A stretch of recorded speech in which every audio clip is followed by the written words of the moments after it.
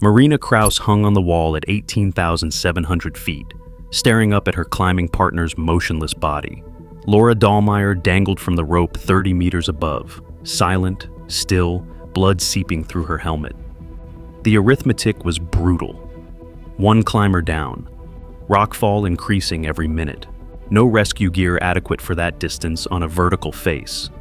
Marina had two choices: climb up and die trying to reach Laura, or descend alone and call for help. The mountain was already deciding for her.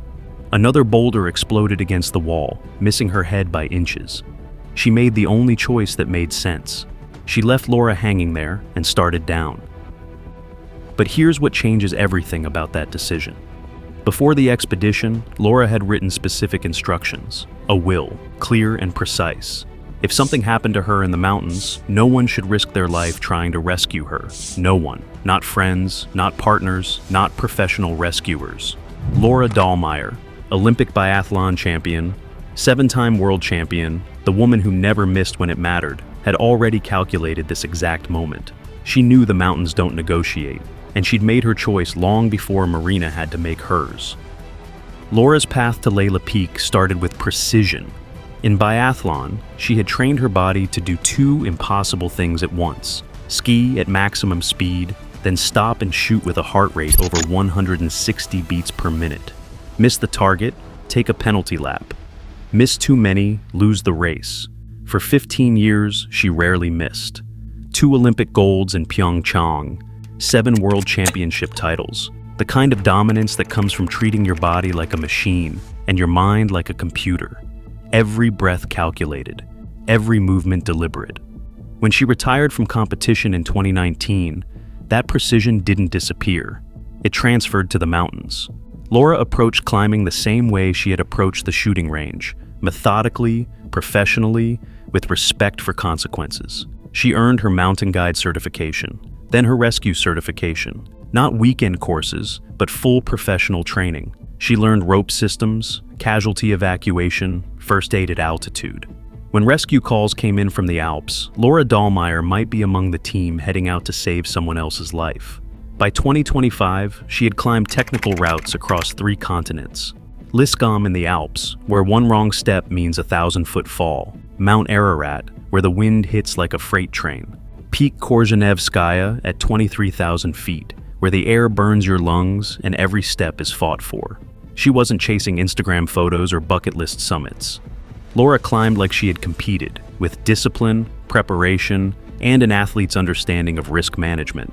She turned back when conditions deteriorated. She respected weather windows. She never pushed beyond her margins. That methodical approach kept her alive through dozens of serious climbs, until she decided to test herself against the Karakoram. Laila Peak rises near the border between Pakistan and Kashmir, not far from K2, at just under 20,000 feet. At 19,000 feet, it's small compared to the 8,000-meter giants. But size doesn't tell the story here. Laila is a spire, a vertical pyramid of rock and ice that stabs the sky like a blade. The mountain has no easy routes. Every ascent requires technical climbing on near-vertical faces. You don't walk up Laila Peak, you climb it with ice axes, crampons, and absolute focus. One mistake means falling into empty air. Marina Kraus had climbed with Laura before. They worked well together, both experienced, both professional, both committed to alpine-style ascents. Minimal gear, maximum speed, get up fast, get down faster, use the weather window while it's open. They arrived in Pakistan during record-breaking heat. Even at altitude, temperatures were unseasonably warm. That should have been a warning. In the mountains, warmth means instability. Ice melts, rocks loosen, slopes that were solid the day before start to move. On July 28th, they began their ascent. The plan was straightforward: climb the technical face, reach the summit, descend the same route. They'd done similar climbs dozens of times. The first warning came early. Rocks were falling more frequently than expected. Small ones at first, then larger. The heat was doing its work, melting the ice that held the mountain together, turning Laila into a vertical shooting gallery. They climbed higher anyway. The summit was close, maybe 1,000 feet above them. A few more hours and they'd be standing on top. But the rockfall grew constant. Every few minutes, another stone would break loose and whistle past them. They pressed themselves against the wall, hoping the next one would miss. At 19,000 feet, they made the professional decision. Turn back. The summit wasn't worth dying for. Mountains don't go anywhere. They'd try again when conditions improved. That decision should have saved their lives. In most places, it would have. But Laila Peak wasn't most places. They began the descent, slowly, carefully, using the same technical moves that had brought them up. Marina led the way, rappelling down first. Laura followed, controlling her descent with practiced precision. The third rappel should have been routine. Laura had done it hundreds of times before. Feed the rope through the device, lean back, control the speed, trust the anchor. She was 30 meters above Marina when the mountain made its choice. A boulder broke free from somewhere above. Not a pebble, not a fist-sized rock, but a chunk of stone moving at terminal velocity. Marina saw it coming, shouted a warning, but sound travels slower than stone. The impact was direct. Even through Laura's helmet, the force was devastating. Her body snapped against the wall, then went completely still. She hung from the rope like a broken doll, arms limp at her sides. Marina called her name once, twice, 10 times. No response, no movement. Laura Dahlmeier, the woman who'd never failed when it mattered, was gone. But her body was still hanging there, 30 meters up a vertical wall, with rocks still falling around it. And Marina had to decide what came next. Marina's descent became a race against time and physics. Every rappel down the vertical face meant leaving Laura further behind, but it was the only way to save her. At the base camp, Marina's distress call went out immediately. Location, Laila Peak, 18,700 feet. Climber down, head injury, immediate helicopter evacuation required. In the Alps, that call would have triggered a response within 30 minutes. Swiss Air Rescue or German Mountain Rescue would have dispatched a helicopter with trained medical personnel. The injured climber would be off the mountain and in a trauma center within 2 hours. Modern, efficient, proven. But this wasn't Switzerland. This was the Karakoram, where the rules of rescue are written by altitude, weather, and distance from civilization. The first response came back quickly, but it wasn't what Marina expected. No helicopter available. Weather conditions deteriorating, visibility dropping, wind speeds increasing beyond safe flight parameters. The same record heat that had loosened the rocks on Laila Peak was now generating unstable air masses. Clouds were building, visibility was dropping to zero, and the wind was gusting strong enough to slam a helicopter into the mountainside. Pakistani aviation authorities were clear. No aircraft could safely approach the peak until conditions improved. The pilot would be flying blind into terrain that could kill everyone on board. Marina understood the logic, but understanding didn't make it easier. Somewhere above her, Laura was hanging unconscious on a rope, bleeding from a massive head injury. Every minute mattered. Brain injuries don't wait for weather windows. The rescue coordinators made a second decision. If they couldn't reach Laura by air, they'd go on foot. A ground team formed quickly. 4 elite climbers, 3 Americans, and 1 German, plus 2 local porters who knew the terrain. 6 experienced mountaineers, equipped for technical rescue, started up the same route Laura and Marina had climbed. But ascending Laila Peak isn't like hiking a trail. Every meter requires protection, placing anchors, fixing ropes, testing each hold. The rescue team climbed methodically, but methodical takes time.